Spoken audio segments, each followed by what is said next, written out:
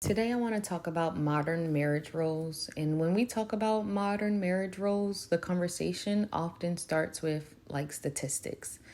And some of those statistics may be how 70% of married couples with children, they now both work full time, or how even dual income families and women, they still take on like the majority of housework and childcare duties. But beyond the numbers, I want to talk about me and my family. Like, I chose to stay at home and be the primary caregiver for our children. And we have my husband, he chose to shoulder the financial responsibilities. And that's allowed us to have this lifestyle where we are able to do all the homeschooling. I do all the cleaning, the cooking. Sometimes he cooks, just the normal stuff that you have to do for your children. It was him introducing it to me at first, because I never thought, I would be a stay-at-home mom, let alone even a mom in general. I don't know, I felt like I would have a family, but I didn't know I was going to have children, if that made sense. And I think because, I grew up watching all of my younger cousins, like every summer, it was always me being in charge. When I'm not even going to say I was the oldest cousin, yes, at the time, but these cousins were like a year, 2 years, 3 years younger than me. And every summer I was just watching them. I was getting shipped to North Carolina to watch them. I had to make it fun for myself. So I even started pranking my younger cousins.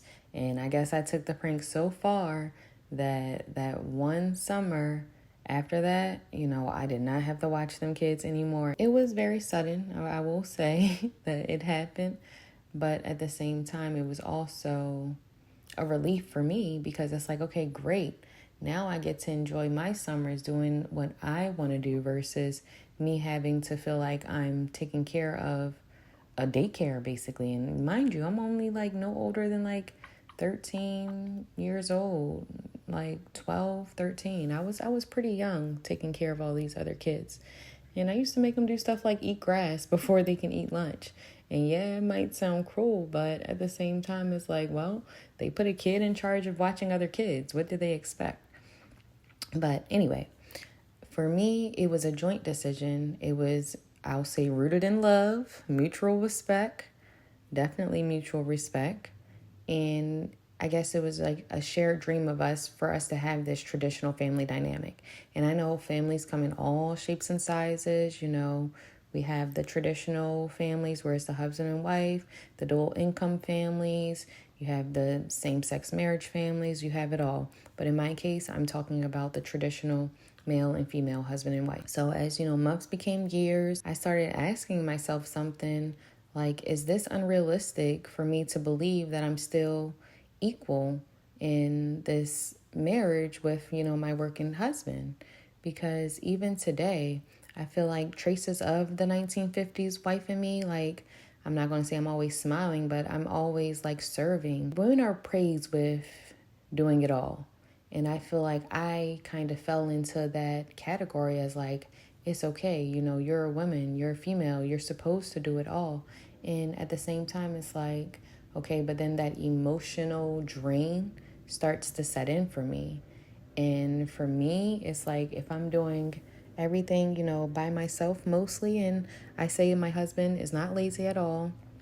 He's far from it. Like, he's worked very hard all his life to be able to provide us, with this such a generous lifestyle that we have.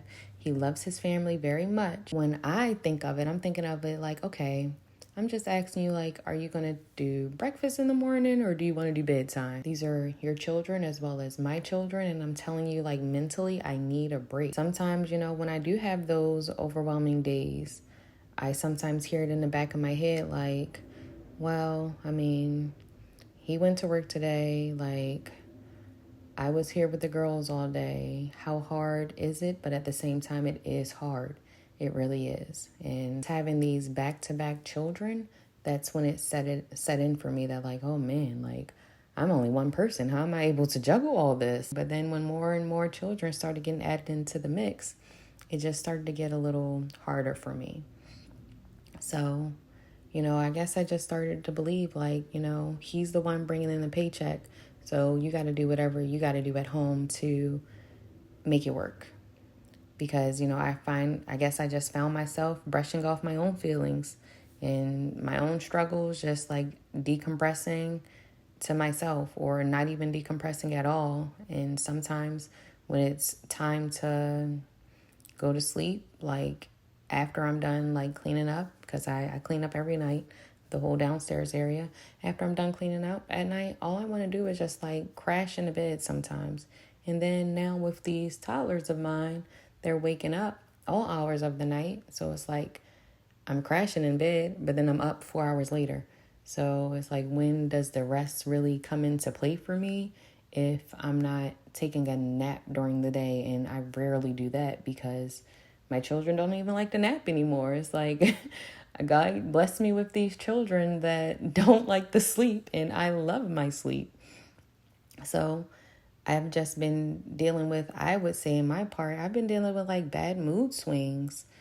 And, I tell myself like, he's the one that went to work today, so, I'll be able to handle this. But should I be acting like this? I was doing some research and I see that they found that when a household labor, feels unequal, even if it's not talked about, like it can lead to like resentment, stress, emotional distance, and especially for partners that are staying home like myself.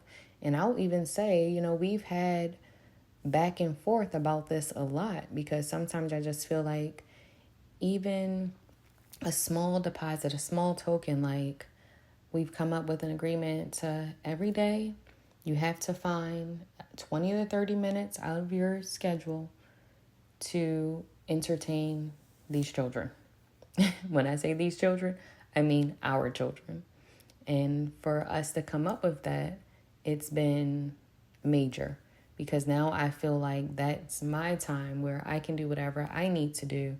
Or if I don't want to do anything at all, it's just my time to just have some alone time. Because being surrounded by children all day, it's a bit exhausting. They have tantrums, they have needs, and they can't really express them fully all the way yet. But even that, even me saying stuff like, I want him to just show me that I am valued, like give me some words of affirmation. And I do want to talk about love languages as well.